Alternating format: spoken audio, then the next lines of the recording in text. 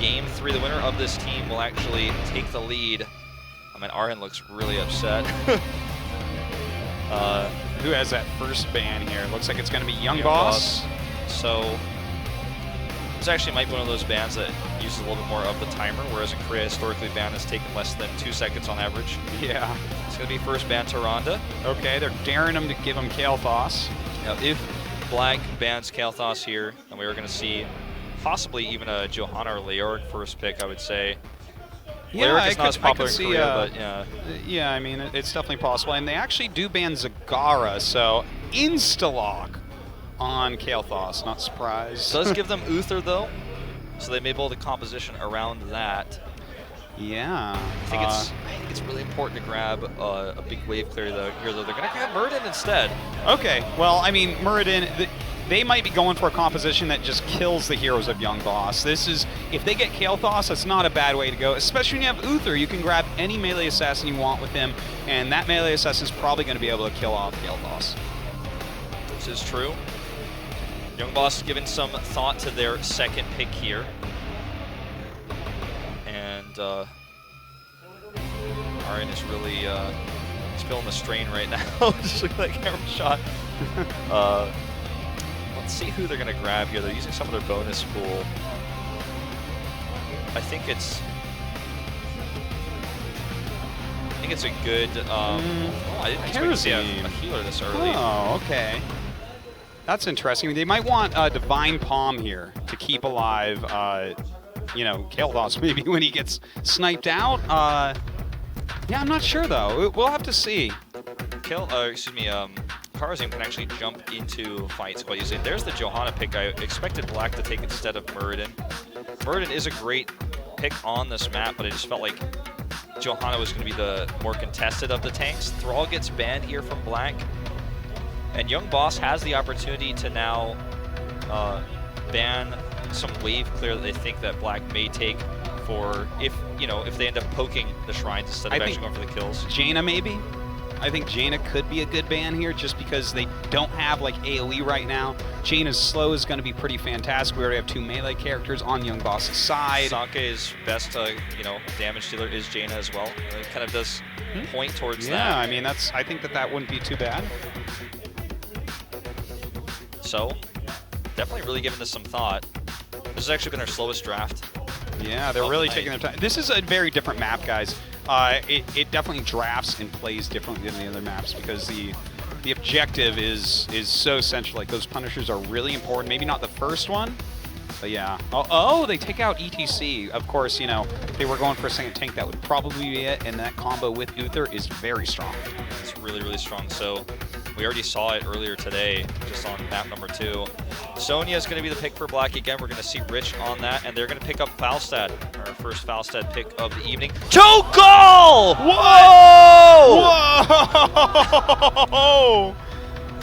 Oh, wow. Oh, I'm so happy right now. Okay, well, we're going to take a look at how this is going to play out. Doa and I do play a lot of Cho'Gall together, so I have some practice with this hero. Oh, man. Never thought we'd see it in Korea, though, except that show match yesterday. Yeah, this is awesome, guys. Go tell your friends. Cho'Gall has been picked up in Hero League. Oh, my God. This is going to be so cool. Look at MVP Black. They're like, wait, what? Well, stuns are doubly as important versus a comp like this. I think they may have been thinking of taking another tank here, a sub-tank. Even a hero like Stitches, I think, is like not a terrible choice in this case because you can zone him out a lot. And you know what? Bile is actually fantastic on the shrines. And I mean, his health can get really high as well. So maybe something like that. That'd be a kind of cool pick. I think Diablo wouldn't be a bad pick either. Anything that has Giant Killer is really good against Cho'Gall. So a Raynor is a possible pick here as well. Yep. And we could even still see Sake take his Jaina if he wants to use his comfort pick here and just try to simply zone out from afar with Blizzard. And it does end up being Raynor. They really want to get that Giant Killer, get that huge amount of extra damage on Cho'Gall because of his gigantic health pool. And this is really exciting, Wolf. I can't believe Cho'Gall is going to come out. And when Raynor gets his stun as well, then he can actually simply, even though it was nerfed, continue to stun 2 heroes out of the out of the fight, and it pushes them back. And Cho'Gall is actually a hero that requires a lot of, he has to really be in the fight. He does have some ranged abilities, but they don't always do consistent damage unless you're really right up on top. So, I mean, he, this is going to be so cool. He has so much health. He's such a force to be reckoned with overall. I mean, the amount of damage he puts out also, the fact that he doesn't need more mana ever. It's all cooldowns. Like, this is going to be great. This is going to be excellent, guys. Let's go into game number 3 here to see which of these teams is going to take the lead.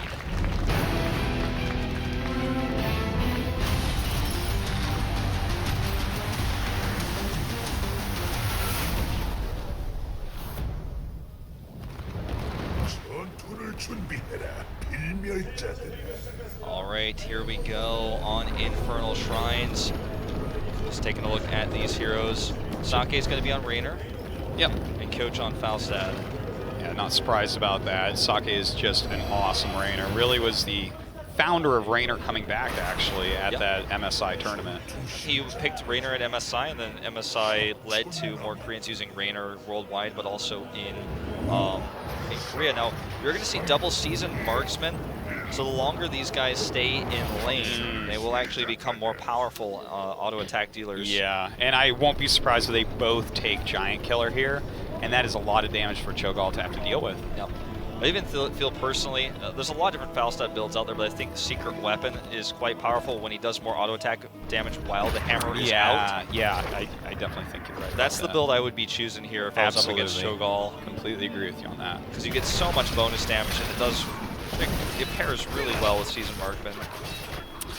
All right, so this is really interesting, and kind of the Kharazim pick is making a little bit more sense now, right? He has Cleanse, which is really important for Cho'Gall, and Divine Palm, I guess, on Cho'Gall. If you ever end up somehow killing him, Divine Palm him. Yeah, and because he has such a large health pool, you're going to be able to hit that proper Divine Palm almost every time. Oh.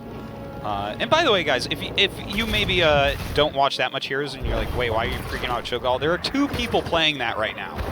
Yeah. One of them runs him around and uses 3 abilities, and the other one uses 3 abilities. The player controlling Cho will actually simply control the movement. The player controlling Gall will be casting the spells. Now, Cho does also have melee abilities, and we'll be able to use some of those abilities to charge, for example.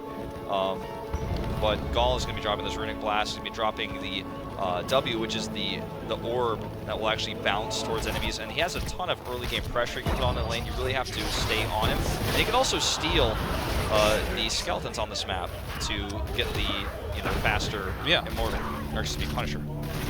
All right, so it looks like that first altar is going to come up here. Cho'Gall going down. YQ. That's right. It doesn't really work because they have a clan tag on the front, but okay. And here we go, Cho'Gall coming in from the top. Rich pushing him off for the time being. Huge Flame Strike as well going on Meriday, and Sake Sign taking a lot of damage here early. I think MVP might be going a bit too deep, and Kyocha does finally come into the fight, but he's locked down by Kharazim. Meriday is barely trying to escape here. Meriday does make it out. Kyocha, oh no, he does pop actually. Kyocha taking a lot of damage, but being healed up by Meriday's Ghost. Not enough heals to keep Cho'Gall alive, and that's going to be a big problem here. Arin also getting very low, does escape. And this is actually going to be a really great first.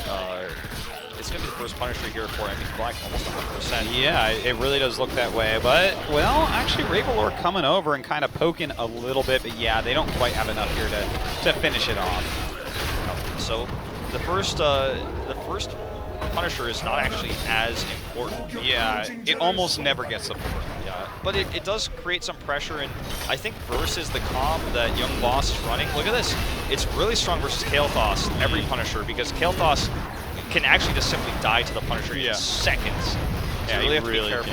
can. Luckily for him, he does not, but they will take that down. That's the normal strategy. You stand behind the towers, let it jump in at you, and then the opposing team kills the towers. That's like how every first one looks, so it's not the biggest deal.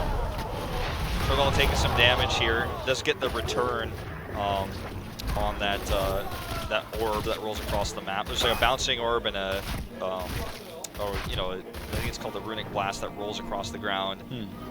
He's going to get the return talent on that. We don't see this character used in esports that often, so the terminology does get a bit washy for me.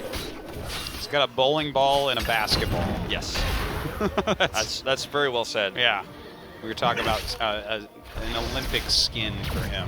Doe and I were. Oh, that would be sick. Yeah, I think so too. Doa knows the best skin ideas. But look at this. You can see that Cho'Gall is actually such a great pusher because he can threaten a hero, and then as he walks away, he just detonates the bowling ball. Absolutely, and he never runs out of mana, and he has a very nice couple escapes as well. So I mean, he's pretty cool. We just never really see pros use him. I feel like he is vulnerable, especially in this stun meta, as I like to call it. By the way, Falset is going for that type of build that you were talking about. Yeah. Raynor with the build that Raynors do. Yeah, and we're going to see, just again, better rotations for MVP Black on road camps, just a little bit faster than Young Boss into getting those. Look at this timing. Shrine's going to be up in 10 seconds. It looks like maybe Young Boss will barely have that Bruiser camp in time. Now, hold on. Kael'thas is taking a different talent than I have ever seen a Kael'thas take on 7. Oh, that's right. In fact, I have to look that up real quick. What the hell? He's not actually taking the talent to increase the range and damage of Living Bomb. Yeah. He's taking something else, which I think reduces Oh his my cooldowns, God. perhaps. No, it actually it makes his next basic attack shoot a spell dealing like 200 plus damage. Okay. I've never seen anyone take that, to be perfectly honest with you guys. Like, especially on this map. Yeah, it's strange because on this map, especially, the Living Bomb is so important. Also, you never really want Kael'thas to be close enough to be autoing people on this map. We're going to have a big fight here. Looks like we're going to see Falstad taken out here instantly. Rich up at the front, pushing back Cho'Gall. The damage is still being dealt. Gall could just do so much range damage, even if he's zoned. And he also kills so many of these minions as well. These skeletons being killed so quickly. Yeah, you know what? Between Johanna and Cho'Gall, I guess that they just have like enough AoE that they don't need to go with a Living Bomb build. Yeah. Which is normally what you see with Kael'thas here. So that's like more pinpoint damage that he gets more often. Like that just makes every time you D, not only do you get like a free spell or a big flame strike, but you also get like a very powerful auto attack. So like kind of turning him, I don't know, not an auto attacker, but something like that, you know? He's more hybrid this way. Yeah. He's got a lot more split push utility, I feel, for even buildings, for example, because obviously the Verdant Spears are on such a low cooldown that you can have one every few seconds. Yeah, absolutely. We're going to see a set-side strike come down here. Zoggy getting very, very low, and down he goes. And this is actually looking very scary here for MVP Black. They're going to lose this fight if they're not careful. Sign taking a lot of damage right there. We have our hands starting to back up. Kira trying to get away very low here on Kharazim health. It looks like Cho'Gall may die, though. Falstad's going to go in on top of him. Oh, man. That was really close to Cho'Gall going down. Of course, that counts as 2 deaths, so it's such a big deal every time you kill Cho'Gall. It is, and you know, if he had Hinterland Blast, he definitely could have secured the kill there, but no one plays that in Korea. Not anymore. Not really in the West that much either, but well, we'll see what this next fight brings, because now both teams are on even footing after that last fight. Yeah, this is really exciting. You know, I was so excited about this Cho'Gall build, and Cho'Gall just being in the game, and I still am. But just the fact that Kael'thas is doing a build that isn't, you know, I have to play Kael'thas so much every time I get that first pick in Hero League. But it's really cool to see him bust something else out. It's really quite unique.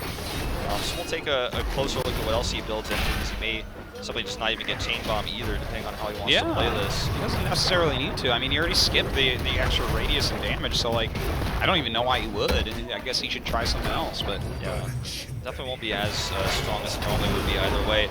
Okay, big fight here. Definitely a good position for MVP Black, and Falstad able to do that range damage for free back here. Gocha doing some serious damage onto Cho'Gall. Cho'Gall clearing this lane very quickly as well. Looks like everyone is up and ready with relatively high health pools. Oh, it looks like actually we do have our hand run in here and get stunned. Let's be careful about that. Of course, he's Johanna, so he's fine. The Shrine is ready. And it looks like Rich is just going to go ahead and whirlwind into the first wave. Flame Strike steals all of those, all 6 of those. Oh, wow. And this fight is definitely I feel like the position-wise now is better for Young Boss. The Phoenix is still available too, don't forget, so I think they can really turn things around. Here comes a Hyperion though, and a huge gust to actually zone them away. The tanks are zoned away, and actually the damage dealers are caught at the back. Kocha barely escaping here. Divine Shield saves Rich for now, but he's gonna go down, and so does Sake. And that was by Kira, a huge 7-sided strike, really helping to finish everyone off here, and everyone is left up for Young Boss.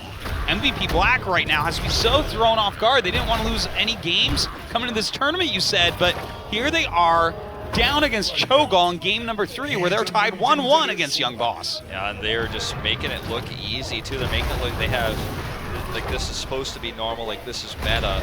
Uh-oh, got a big stun here onto Mary Day. Actually zoning him out. Hey Wolf, which one is the Punisher and which one's Cho'Gall? Well, in this case, I'd say that Cho'Gall is a Punisher, man. He's punishing them right now. Let's see what the next step is. This is also an Arcane Punisher, which is arguably the best at best at pushing. Absolutely, I think he's the best in every single way. Frozen Punisher and Mortar Punisher are up next to that guy. Yeah. I think Mortar Punisher is probably objectively the worst, and Frozen can sometimes catch people with a slow. Yeah. Sometimes there's so many of those circles that one of them gets you, and you're like, oh. All right. Oh, he gets Flame Strike range. So that much we're already seeing. He's going to get Flame Strike range, which means he'll probably get Fury of the Sunwell at 16, so he can actually have multiple Flame Strikes. That's cool. That's cool. I mean, Flame Strike kills those guys dead as well. That kind of does it quicker in a way. Pretty neat to see. Kyocha, in the meantime, actually pushing this bottom 4. Uh-oh, Cho'Gall stuck here. Good gust. This is actually going to be a double kill here. He's going to use his stasis to keep him alive for a little bit longer, but he'll still die afterwards no matter what.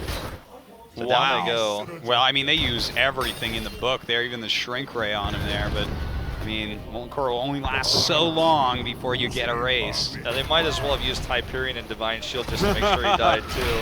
Yeah, they almost had to there. But, you know, maybe if we had one more teammate of Young Boss down there, they would have to. I feel like the right response here for Young Boss was to use Johanna to push during this. And actually, you've got the wave super far up. That means they're going to be ready to deal with these mercs in the mid lane, those siege mercs, and then also will be ready to take the next shrine while those lanes are pushed. Falstad is having to babysit that in the meantime. Yeah. Well, Cho'Gall is back up. It looks like the middle shrine here is active. Everyone's kind of spread around. This is great to get those siege mercs going right before. Looks like Cho'Gall's come down. May want to go ahead and clear that up before going up to meet with his team. You don't want this pushing. You definitely don't. And they have some time now. What we've been seeing so far from Kael'thas with his build, Rich is waiting to try to get a kill on Kael when he's going to be on the right side. What we've been seeing him is basically trying to steal the skeletons using his Flame Strike. Now Rich is definitely going to try to jump on here. Kyocha too, they're setting up for this. And he can actually whirlwind them away. Raverlord out of position here, and here we go. Kyocha and Rich jump on top of him, and he gets blown up immediately. Divine Shield going off immediately on Sonya, and a push by Kyocha. That gust is going to push them all into bad position. Cho'Gall is right where he needs to be, but he has to retreat. He's not able to do enough damage. Kyocha doing a lot from the behind here. There goes that Molten Core, but he is going to be blown up here in just a second. This is going to be a great win for MVP Black, and they will be able to secure this. Meanwhile, Johanna is just going to escape here. Arhen going to recall out. Hearthstone home. You know, that was a great trap right there. And maybe Young Boss should ask themselves, why haven't we seen, you know, Sonya and Falstad for a little bit here? That was a great move, though, seriously. That's the kind of thing that could win games if you see a pattern in the movements here. This zone right here was where we saw Kael'thas engage every time on the right side. And because he's doing this Flame Strike build, you know, he is going to be further away and potentially further away from his teammates as a result. You know, he does hit 16. Let's see if he does grab that Fury of the Sunwell. Everyone is waiting. That's why you're observing. Yep, he gets Fury of the Sunwell here. So his Flame Strike is going to hit twice. Oh, that's very nice, but it looks like you will get out of here. We do have that 7-side strike going off, not really getting anything done for Kira here. Oh, that second Flame Strike almost finishes off Sign, but the Punisher is here, which is going to really affect the fight for Young Boss. It's an Ice Punisher, Frozen Punisher. Johanna does get killed. Sign is going to try to Dwarf Toss away as soon as that's available. Actually gets healed by Mary Day instead. Cho'Gall running. Kira gets blown up right there. Finally, the Punisher does end up falling. Luckily, they have their damages left over, but pretty painful to lose their healer and tank. So you can see Cho'Gall did, or Gall I should say, got the talent where the basketball will split, go into different angles, and then return back. Yeah, that's really popular on Cho'Gall. I think it's also the best talent for this map. Yeah, just because definitely you can clear the Guardians quite well, and you clear such an area where people are going to be fighting nonstop. Ooh, that would have been brutal. But yeah, it's, you know, this is starting to make more and more sense the way that they're playing this, having Kael'thas with a completely different build here, going for those ranged flame strikes, letting a lot of the splash damage also be done by Cho'Gall, and of course Johanna as well. And with Kharazim also, he's going to get that cleanse basically at level 16 where he can remove those disables. Yeah, which is a really good one. It's quite strong when you have Cho'Gall. You've got cleanse and you've got that, so Cho'Gall is always going to be able to have free reign. Which is really important because that's one of the main ways you're going to end up killing him is, you know, slowing him down, stunning him out. Absolutely. Coach need a big flame strike. They got to be scared for the second one here. By the way, as we were talking about, of course, we do have double giant killer here as well. Yeah, a lot of damage being dealt out. Defensive heroic here by Cho to actually push this back, but the Hyperion is going to do consistent damage, and they are nearing 20 here.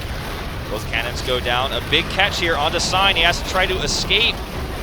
Meanwhile, Rich is putting on a ton of damage. There's the Molten Core to try to keep Cho alive. Ooh, good disengage there with the Mighty Gust from Falstad. Does back them all up. A couple of their heroes were getting very, very low, so good catch. Meanwhile, Kyocha is just going to fly away and clear this wave before he goes back up to the top. He may even hearth because he's so low. Would be surprised to see that. It's really important for Raverlord to actually stay alive and have his teammates backing him up, because that was the big reason why they lost that fight earlier, because he got caught by those hidden heroes. But this time they know there's no one hiding, so just keep him protected. All right, well, right now Cho'Gall is actually the one doing the zoning here. Rich does come up, start to clear this lane. Cho'Gall throwing out his basketballs. All right, 25 already here. Heavy Flag is going to go for the kill. Already jumping on top of Raverlord. He gets blown up immediately. Kyocha still alive and very well protected. He's going to focus down Cho'Gall next. Really well done, Kyocha and Sake. It was so much damage with that giant killer there, and oh my god, they actually take down Kira as well. This is looking terrible for Young Boss now. A great counter pick composition versus what they were up against, even, especially when it comes to the talents, right? Because they didn't pick Raynor and Falstad, or they picked Raynor, but they did not pick Falstad because of Cho'Gall. But now they're responding to the way that this team composition is built. It's basically like you've got Giant Killer versus 3 heroes, and against 2 of them, it's better than it is against anybody in the whole game. Yeah, very, very true.